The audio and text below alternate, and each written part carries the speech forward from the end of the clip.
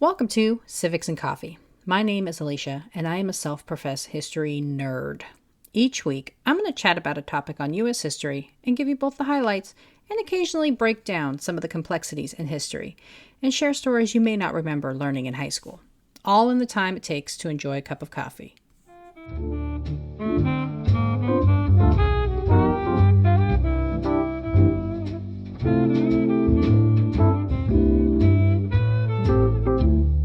Welcome back, everybody. This week, I wanted to chat a little bit about a different witness to the events leading up to the American Revolution. Phillis Wheatley, an African slave who would write her way to freedom in a time in history when being a woman of color was doubly degrading and frustrating. As a woman, Wheatley was considered to have no voice. And as an African, Phillis, and those who looked like her, was considered a subspecies of human that could be trafficked as property. But despite all the odds, Wheatley became the first black woman to publish a book in the United States. Phillis's life is a mix of a little bit of luck and utter tragedy, and though she's fallen out of favor in some circles, the publication of her poems in the 1770s helped foster the movement for African American literature and would be the ticket to her emancipation. So, who is Phillis, and why do we know so little about her? Well, grab your cup of coffee and let's find out.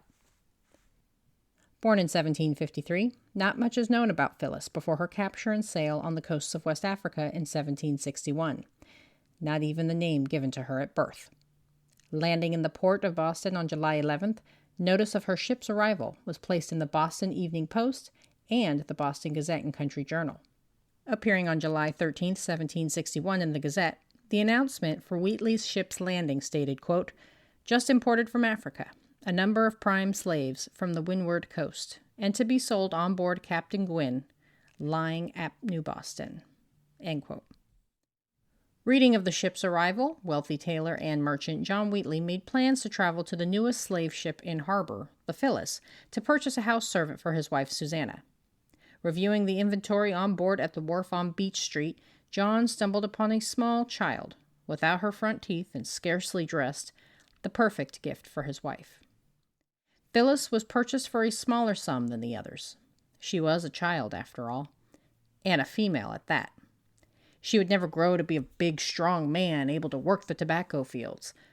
There was also a fear of disease killing her before she could be sold. Wheatley is described as being slender and frail and was without much clothing to protect her from the elements.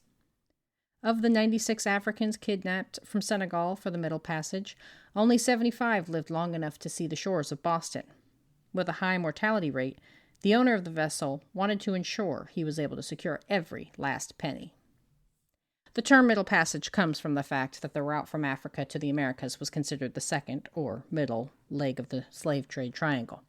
I mentioned the triangle in the episode on John Punch, but as a refresher, ships from Europe, loaded with cargo such as weapons and rum, would sail to the coast of Africa and would trade these goods for Africans.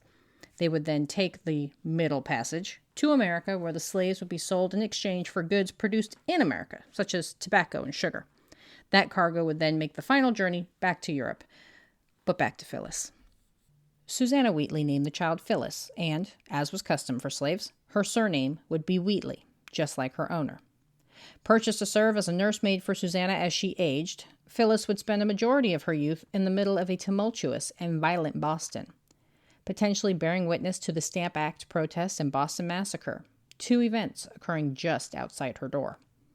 Another jarring experience for the young girl, being transported from a country where those who looked like her were the majority, to a land filled with white bodies and those who resembled her treated as property.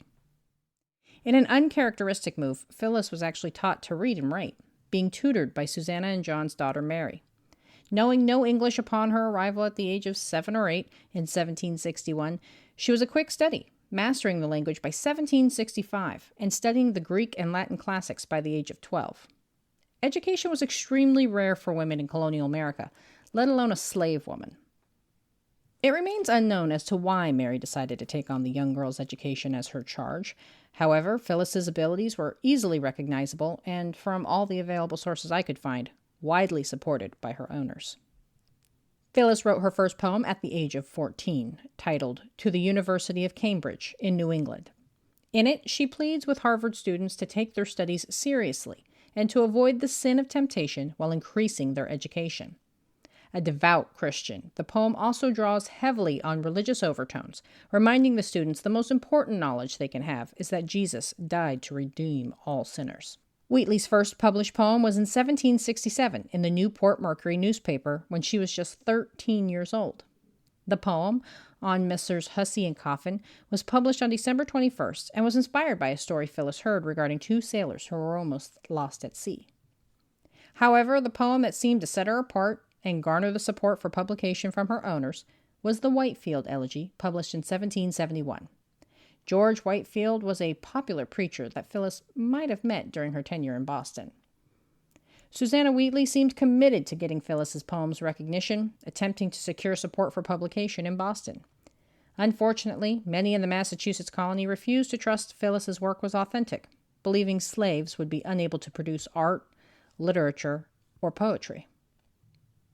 Not finding success in Boston, Susanna Wheatley set about having Phillis's work published in London.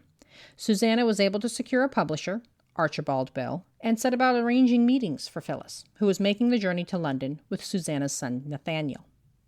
While in London, Phillis met with Benjamin Franklin, Lord Mayor of London, and had a scheduled appearance before King George III. However, she had to miss it due to tending to her sick mistress. While unable to meet while she was in London, Selina Hastings, the Countess of Huntington, was a supporter and financial backer of Phillis's, helping secure the London publisher and committing her own money to funding the book's printing. However, the idea that a slave woman could be the writer of poetry was just too unfathomable for many to believe, and prior to its publication, Phillis faced an oral examination in Boston in 1772. The all-white, all-male panel totaled 18 and included such prominent individuals such as Thomas Hutchinson, the governor of Massachusetts, Andrew Oliver, lieutenant governor, John Hancock, and members of the clergy. The issue at play was the concept that Africans, as a race, were an inferior group and were a completely different species. This, of course, was used as the reason for why Africans were allowed to be enslaved. In attempting to make a scientific argument about their differences, Immanuel Kant wrote, quote, "The Negroes of Africa have by nature no feeling that rises above the trifling." End quote. Going further, Kant wrote, "Among the hundreds of thousands of blacks who are transported elsewhere from the countries, although many of them have been set free, still not a single one was ever found who presented anything great in art or science or any other praiseworthy quality, even though among the whites some continually rise aloft from the lowest. So fundamental is the difference between these two races of man, and it appears to be as great in regard to mental capacities as in color." And so, for Wheatley, this oral board represented undermining the argument of subordination by demonstrating that Africans could, in fact, produce something of worth, that they, too, could produce art, thereby directly contradicting one of the main arguments for enslavement. Wheatley was successful in defending her work and was able to secure a written verification of authenticity by the panel. Included in the first page of her book, the examiners wrote, quote, "We, whose names are underwritten, do assure the world that the poems specified in the following page were, as we verily believe, written by Phillis, a young Negro girl who was but a few years since brought an uncultivated barbarian from Africa, and has ever since been, and now is, under the disadvantage of serving as a slave in a family in this town. She has been examined by some of the best judges, and is thought qualified to write them." End quote. Oh, good. I am glad a group of 18 men all thought that they were good enough to judge a woman's poetry ability. Jeez. This written confirmation of authenticity would become standard practice throughout the abolitionist era. Having affirmed her abilities, the letter was included in 5 advertisements for her book in London. Her compilation of poems would be published in 1773.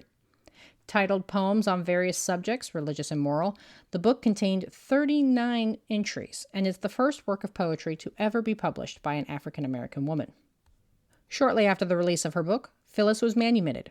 Now that she was free, she could earn money from her writings. However, with the death of her former owners, Wheatley found publishing a second book much harder than the first.